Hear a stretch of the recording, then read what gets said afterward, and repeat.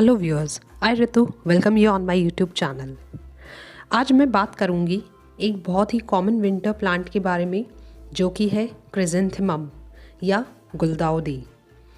एक interesting fact इसके बारे में आपको बताती हूँ। गुलदाउदी को यूरोप में फ्लावर ऑफ डेथ कहा जाता है।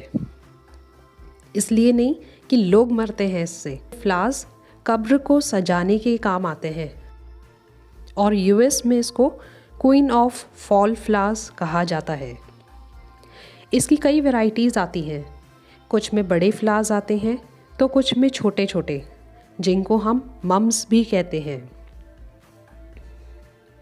ये red, white, purple, yellow, orange, pink, maroon और डबल शेड्स में भी आता है।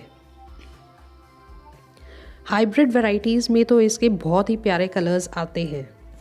ये एक पेरिनियल प्लांट है, यानी पूरे साल चलने वाला पौधा है। गर्मियों में इसको बचा लिया और केयर कर ली तो सर्दियों में ये आपको खूब फ्लावर्स देता है। साल में एक बार ही इस पे फ्लावरिंग होती है, बट फ्लावर्स करीब 1 मंथ तक लगे रहते हैं, वो भी बंच में। जैसे कि आप अभी देख रहे हैं, मेरा ये 3 साल पुराना पौधा है। ये करीब 10 से 12 इंच के सीमेंट के गमले में लगा हुआ है। ये मैं अपने नाना जी के यहाँ से लाई थी, एक पॉली बैग में। इस तरह वाइट कलर के फ्लावर्स आते हैं इसमें।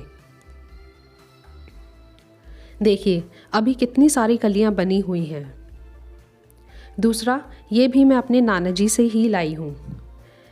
3 कलर्स के लाई थी, बट 2 को गर्मी में नहीं बचा पाई। ये एक बच गया। ये भी 4 से 5 इंच के पॉट में लगा हुआ है। गुलदाउदी को जब भी आप लगाएं तो बड़ा गमला दें। इसमें फ्लावर्स की उम्मीद नहीं थी मुझे इस सीज़न में, इसलिए मैंने इसकी पिंचिंग भी नहीं करी। But I am happy that कलियां बनी हैं इसमें।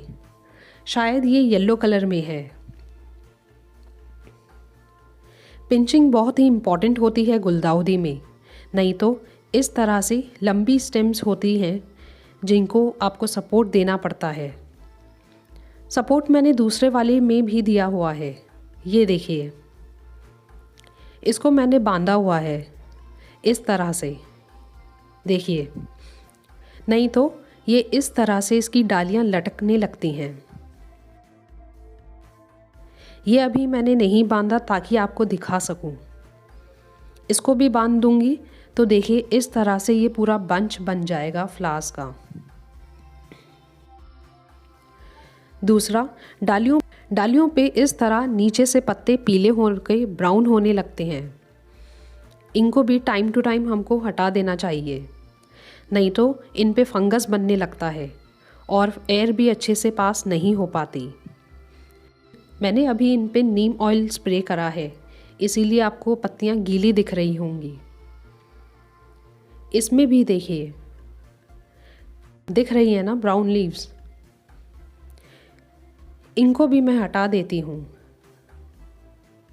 जब हम डालियों को इस तरह से बांध देते हैं तो ऊपर से नहीं दिखती ब्राउन लीव्स। मैं आपको एक बार गमला घुमा के दिखाती हूँ। ये देखिए कितनी ब्राउन लीव्स हो रही हैं इसमें। इस पे क्योंकि फोटोसिंथेसिस नहीं होता और पानी पड़ा रहता है, जिससे फंगस बनने लगता है, और ये अगर गमले की मिट्टी पर गिर जाए तब तो पौधे के लिए हार्मफुल है। मैंने भी कई दिन से इसको क्लीन नहीं करा, मतलब सूखे पत्ते नहीं हटाए। जो भी येलो या ब्राउन लीव्स हों सभी को हटा दें ताकि हवा अच्छे से पास हो इस बंच में से।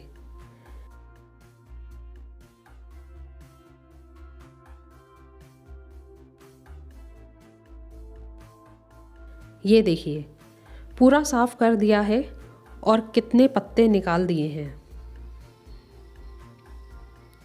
प्रोपोगेशन की बात करूं तो ये देखिए इस तरह से ये अपनी ही रूट से नए पौधे निकालता रहता है। आपको अभी ये दिख रहे होंगे छोटे छोटे नए पौधे।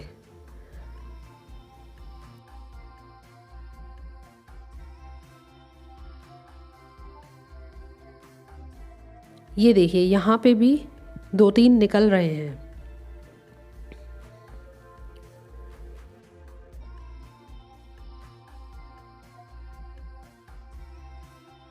इस तरह सूखी डालियाँ जो बीच में रह जाती हैं उनको भी हटाते रहें। अच्छा, मिट्टी की बात करूं तो इसको वेल ड्रेन सॉइल पसंद है, जिसमें गार्डन सॉइल, सैंड और कंपोस्ट हो। बस बड़े होने पर ये इस तरह से पौधे बन जाते हैं। ये देखिए, इनको आप अलग गमले में भी लगा सकते हैं। आप शायद देख पा रहे होंगे इसकी ये जो न्यू लीफ है इसमें कुछ वाइट वाइट सा है। ये मुझे मीलीबग के होने का इंडिकेशन लग रहा है।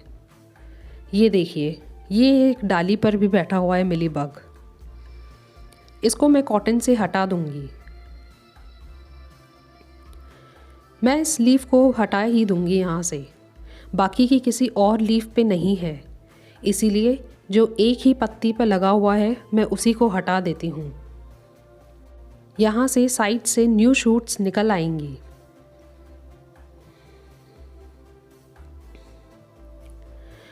इसमें मैंने ज़्यादातर मिलीबग्स का अटैक देखा है, स्पेशली जब इसमें कलियाँ बनने लगती हैं और जब फ्लावर्स पेंट होने लगते हैं तब एफिड्स का अटैक होता है।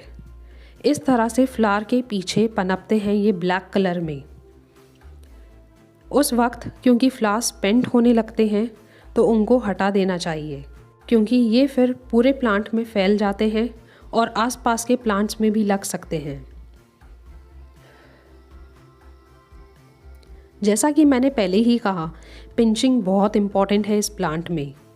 जब भी मॉनसून के बाद ये अपनी ग्रोथ लेने लगता है तब इस तरह से जो भी नई पत्तियां निकल रही हैं उनको हटा दें। ये देखिए, यहाँ से कट कर दें ताकि नीचे के नोड से न्यू ब्रांचेस निकलें। मेरी बालकनी ओवरव्यू के वीडियो में मैंने गुलदाउदी की पिंचिंग करी हुई है, उसमें भी आप देख सकते हैं कि कितनी सारी नई स्टेम्स निकल रही थीं। ये काम आपको अक्टूबर एंड तक कर लेना होता है, जब तक फ्लावर बड्स नहीं बनने लगते। हमारे यहाँ नवंबर के एंड से रातें ठंडी होने लगती हैं।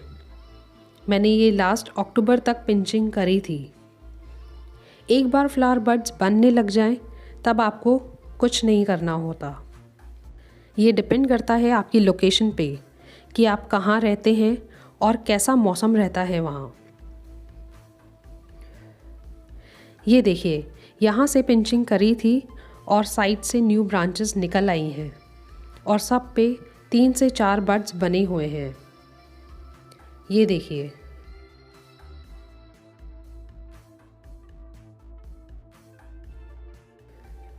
यहाँ भी ऐसा ही करा था।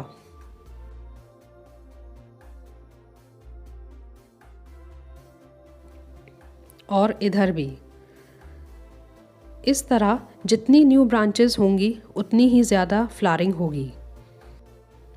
नर्सरी में कई क्रिसेंथेमम्स में आपको फ्लावरिंग होती दिख रही होगी, कुछ में अभी कलियां होंगी।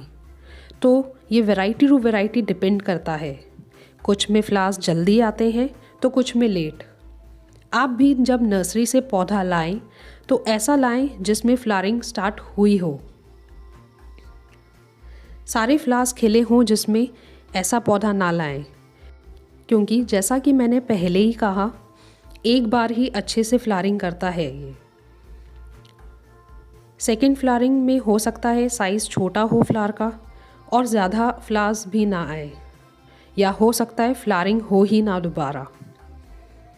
मैं बालकनी में जगह के हिसाब से ही पौधे रखती हूँ, तो इसीलिए ये 2 ही हैं मेरे पास। खाद डालने से पहले हल्के हाथ से गुड़ाई कर दें, बहुत ध्यान से करें ताकि न्यू प्लांट्स जो आ रहे हैं वो टूटे ना। बस हल्की हल्की कर दें। खाद में मैंने वर्मी कंपोस्ट, नीम खली और बोन मील ली है।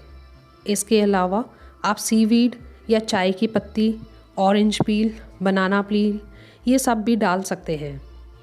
मैं एक टाइम पे एक ही तरह की खाद डालती हूँ। और ऊपर से इस तरह से डाल दूँगी। मैं ऊपर से इसलिए डाल रही हूँ क्योंकि ये रूट्स को या नए पौधों को कोई नुकसान नहीं पहुँचाएगा। बस अब जब भी पानी दूंगी तो ये अपने आप ही सेट हो जाएगी। पत्ते अभी गीले हैं इसलिए पत्तों पे भी लग गई है खाद, बट कोई बात नहीं, पानी देंगे तो सब साफ़ हो जाएंगे। फ्लावर बड्स आने के बाद फ्लावर में खिलने की ताकत भी चाहिए होती है, इसीलिए हमको महीने में एक बार इसको खाद ज़रूर देनी चाहिए। हाँ, जब फ्लावर्स पूरी तरह खिल जाएं तब आप रोक सकते हो, बट स्पिंट फ्लावर्स हटा के फिर से खाद दे सकते हैं। मैं टाइम टू टाइम मेरी गुलदाउदी की अपडेट आपके साथ शेयर करती रहूँगी। अभी के लिए इतना ही। वीडियो लंबी हो गई है बट सारी जानकारी मैंने आपके साथ शेयर कर दी है। फिर मिलेंगे एक नए टॉपिक के साथ, तब तक लिए बाय, टेक केयर।